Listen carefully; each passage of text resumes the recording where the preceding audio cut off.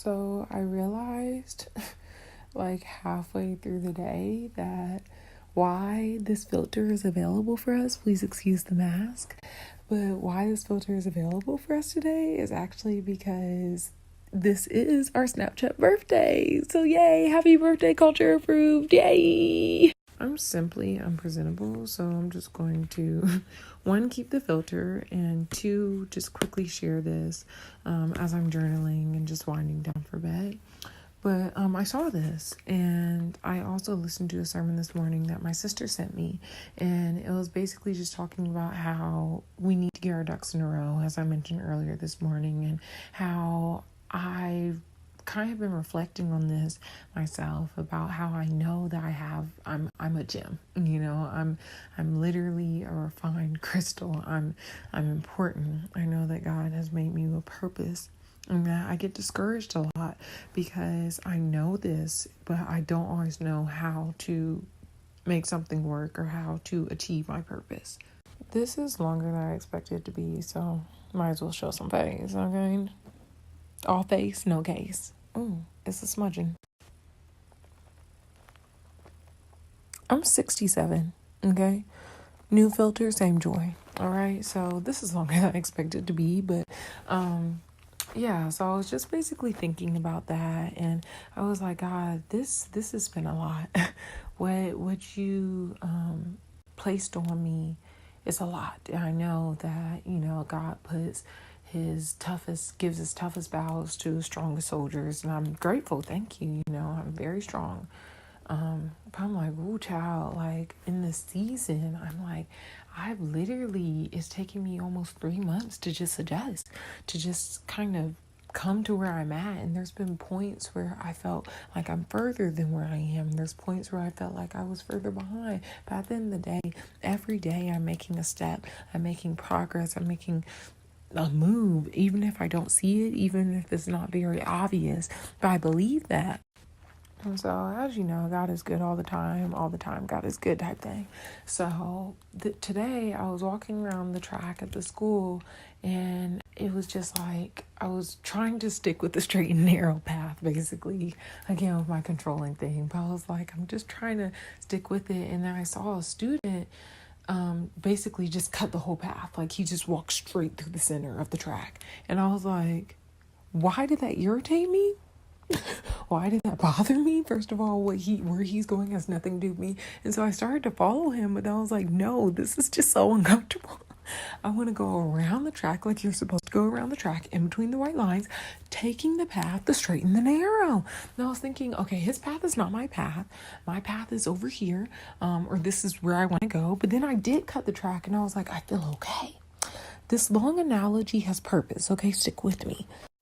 I'm hilarious. Okay, first of all, look at my angle. I'm 44. Okay, I have on a bonnet. I have on face splotches of a face mask. Ask me if I care. Ask me if I care. I don't. Okay, so I cut through the track, and then I kind of got back on the path because I was like, why am I in the middle of everyone? I will get hit with a soccer ball. Like, I don't have time.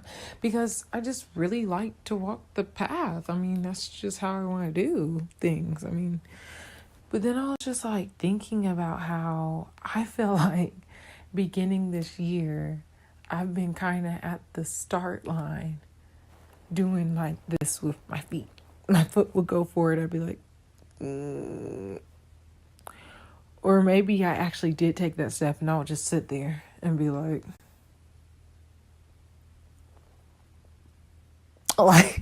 just absorbing it, taking it all in. I don't know. But I was just laughing. I was just laughing at that situation about how God brought that to me.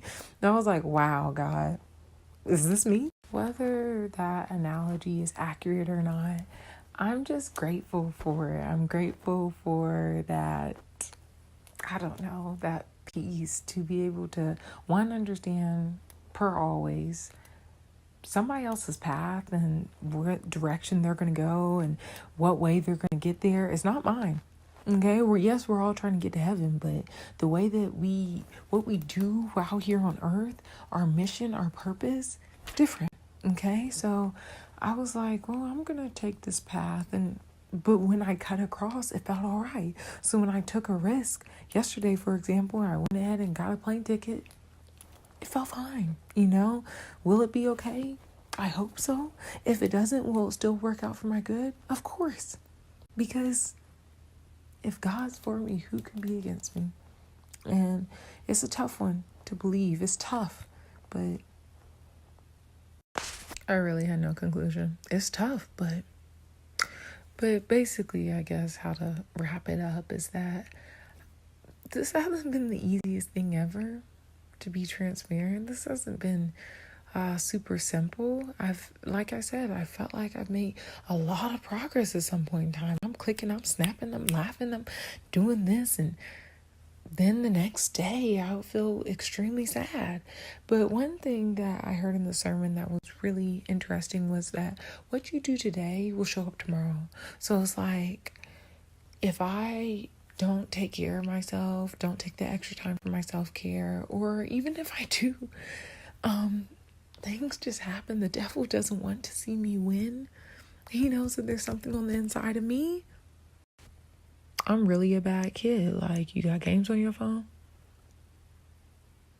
Anything? Okay. But basically, I don't really have a very strong conclusion. I would love to be like, oh yeah, and to conclude, I made it through. I'm on the other side. This is what you do. This is what happens. Because what my journey is, what my experience has been like, I pray for nobody. I wish this upon no one. Okay. However, even the tools and the coping mechanisms that I have been using to get through it, people may not be able to apply in their own personal lives, and that's fine. But I guess what I've concluded to is what I just said. God's for me. Who or what can be against me? Even myself. So I've got to keep believing again. I've got to keep moving again, doing what I love. More presentable, no filter necessary, clear skin, feeling good. But thank goodness that God is a restorer of time, because these last 3 months, basically what I had to conclude is that I need to spend some time with God. I really felt for a while that he was just calling me to speak to him. One, I didn't want to talk to anybody else about what was happening with me. And two, he's always available. He's always there for me, us, anybody. So I was like, let me get this off my chest so I can at least be the slightest bit productive today. So I can at least just show up and exist. That's the least I could do versus what I really, really would like to do. So I didn't give in to those temptations. I thank God for giving me the motivation, just allowing me to exist. But it's been time consuming. Yeah, these last 3 months, I mean, people looked at like my productivity level. I mean, I've done things, but it's like, have I really done things? Because for me, I'm the type of person, I'm like, I'm doing X, Y, and Z in my present, and I'm doing X, Y, and Z for my future, and I'm still working on X, Y, and Z for my path. Like, I just like to be busy body. But I felt like I've been really focused on my present. My present situation has been very difficult for me to process. Therefore, I can't really plan for the future. I can't even, the past, oh my gosh, I'm not even trying to go there right now because I'm so focused on my present, which is just so much turmoil in my mind. How could I do anything else? Like, I know that God appreciates me coming to him. Is he calling me into the ministry though? Like, does he want me to be a pastor? I'm not joking or playing around about that, but I'm just like, there's still things I need to get done. Like, I've spent hours. I would drive home, my commute, the whole time praying, radio off sometimes, like music off, praying. And when I got home, praying. I should be studying. I should be applying to such and such, but the doors that God opens, no man can shut. So I'm like, I know that if he's calling me to speak to him, if I feel so much right now that I genuinely cannot focus, cannot be productive anyways, I'm going to pray. I'm going to come to God, and I know that he welcomes me with open arms. I pray that he restores my time because I need to claim it back. I also was like, Kayla, are you trying to control too much again? Didn't we just kind of learned this? Do you need to listen to that sermon a third time? Okay? Because I was like, there's always something to stress about. There's always something to be worried about. And I was praying to God about that earlier. I was like, once I get over this, I'm just going to worry about what I'm going to do in a couple of months. And I was like, I would love to be at a point in my life where I'm like, God's got me.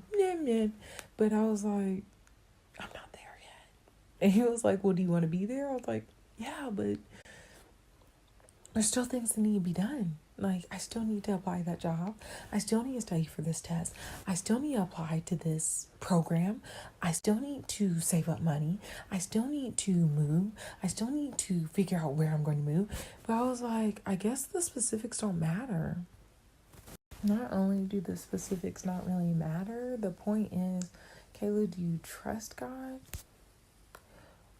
Are you going to move? Because, girl, you're like 5 feet from the finish line, like, or you're 5 feet from the start line. I'm not quite sure, to be honest, but it's not a race against anyone. You know, God loves me and he sees me and he has purpose for me. So even if that were a plan or a path that I could have taken, I don't have the power to ruin any plans that God has for me. I just don't have that power. Rest assured, love. Okay? I'd be like, come on, beloved. All right? I'd be having to humble myself. Okay? You don't have that power. You're not that powerful, sweetheart. Okay? So I'm like, well, here I go. Here I go.